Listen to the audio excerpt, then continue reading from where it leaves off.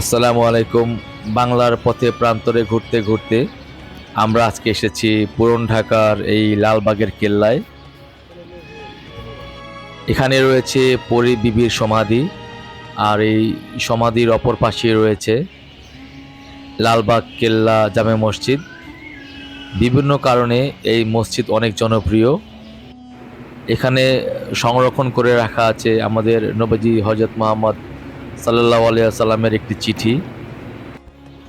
আজ থেকে প্রায় 350 থেকে 400 বছর আগে সম্রাট আওরঙ্গজেবের তৃতীয় পুত্র শাহজাদা আজম বাংলার সুবেদার থাকাকালীন সময় এই মসজিদ নির্মাণ করেছিলেন।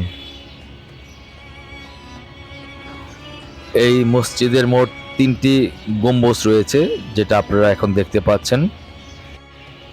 আর এই মসজিদ সম্পর্কে আরও কিছু প্রচলিত কথা আছে, সেটা আমরা এখানে এসে জানতে পেরেছি। সেটা হচ্ছে এই মসজিদে মানুষের পাশাপাশি জিনেরা নামাজ আদায় করেন, এবং সেই জিনের অস্তিত্ব এখানকার যে স্থানীয় মুসল্লিরা আছেন তারা এটা দেখেছেন এবং বুঝতে পেরেছেন।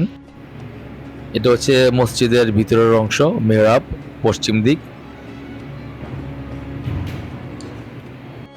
আর এটি হচ্ছে আমাদের প্রাণের নবী হযরত মুহাম্মদ সাল্লাল্লাহু আলাইহি ওয়াসাল্লামের সিলমোহর সম্বলিত একটি চিঠি, যেটা এখানে সংরক্ষণ করে রাখা আছে মসজিদে, লালবাগ কেল্লা জামে মসজিদ।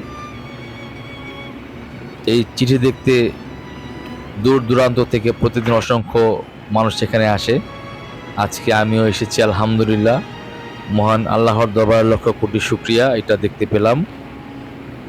এই যে আপনারা দেখতে পাচ্ছেন আমাদের মহান নবী হযরত মুহাম্মদ সাল্লাল্লাহু আলাইহি ওয়াসাল্লামের সিলমোহর সম্বলিত এই যে চিঠিটা। ঢাকার বুকে অসাধারণ একটি প্রাচীনতম নিদর্শন এই মসজিদ। নবাব সিরাজউদ্দৌলার নানা নবাব আলীবর্দী খান যখন বাংলার নবাব ছিলেন, তখন যুবরাজ সিরাজউদ্দৌলা নবাব হওয়ার পূর্বে ঢাকা চট্টগ্রামের নৌ ও সেনাপ্রধান ছিলেন।